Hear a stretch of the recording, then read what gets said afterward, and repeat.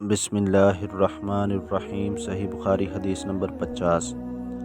ایک دن آن حضرت صلی اللہ علیہ وآلہ وسلم لوگوں میں تشریف فرما تھے کہ آپ کے پاس ایک شخص آیا اور پوچھنے لگا کہ ایمان کسے کہتے ہیں؟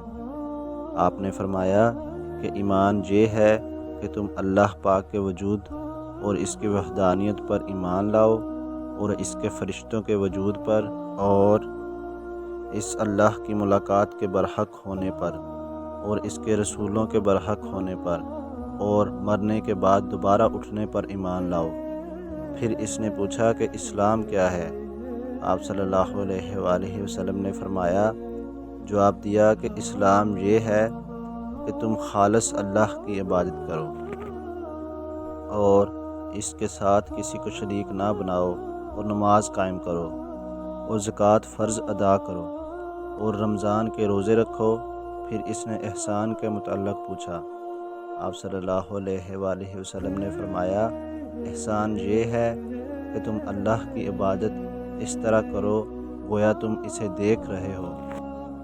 اگر یہ درجہ نہ حاصل ہو تو پھر یہ تو سمجھو کہ وہ تم کو دیکھ رہا ہے۔ پھر اس نے پوچھا کہ قیامت کب آئے گی؟ آپ صلی اللہ علیہ وآلہ وسلم نے فرمایا کہ اس کے بارے میں جواب دینے والا پوچھنے والے سے کچھ زیادہ نہیں جانتا، البتہ میں تمہیں اس کی نشانیاں بتلا سکتا ہوں، اور وہ یہ ہیں کہ جب لونڈی اپنے آقا کو جنے گی، اور جب سیاہ اونٹوں کے چرانے والے دیہاتی لوگ ترقی کرتے کرتے مکانات کی تعمیر میں ایک دوسرے سے بازی لے جانے کی کوشش کریں گے۔ یاد رکھو، قیامت کا علم ان 5 چیزوں میں ہے جن کو اللہ کے سوا کوئی نہیں جانتا۔ پھر آپ صلی اللہ علیہ وآلہ وسلم نے یہ آیت پڑھی کہ اللہ ہی کو قیامت کا علم ہے کہ وہ کب ہوگی، آخر آیت تک۔ پھر وہ پوچھنے والا پیٹھ پھیر کر جانے لگا۔ آپ نے فرمایا کہ اسے واپس بلا کر لاؤ۔ لوگ دوڑ پڑے مگر وہ کہیں نظر نہیں آیا۔ آپ صلی اللہ علیہ وآلہ وسلم نے فرمایا کہ وہ جبریل علیہ السلام تھے جو لوگوں کو ان کا دین سکھانے آئے تھے۔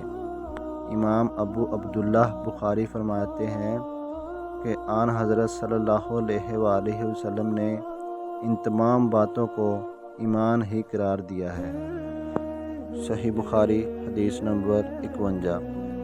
ہرقل نے ان سے کہا، میں نے تم سے پوچھا تھا کہ اس رسول کے ماننے والے بڑھ رہے ہیں یا گھٹ رہے ہیں؟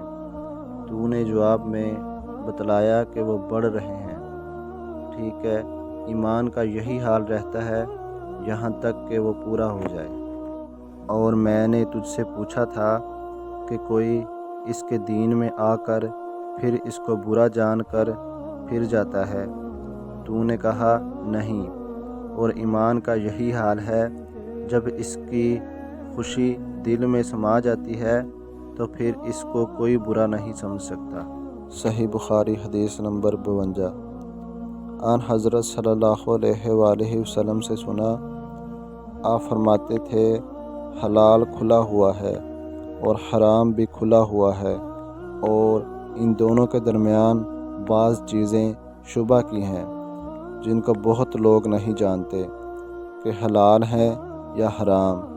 پھر جو کوئی شبہ کی چیزوں سے بھی بچ گیا، اس نے اپنے دین اور عزت کو بچا لیا، اور جو کوئی ان شبہ کی چیزوں میں پڑ گیا، اس کی مثال اس چرواہے کی ہے جو شاہی محفوظ چراگاہ کے آس پاس اپنے جانوروں کو چرائے۔ وہ قریب ہے کہ کبھی اس چراگاہ کے اندر گھس جائے اور شاہی مجرم قرار پائے۔ سن لو، ہر بادشاہ کی ایک چراگاہ ہوتی ہے، اللہ کی چراگاہ اس کی زمین پر حرام چیزیں ہیں، بس ان سے بچو۔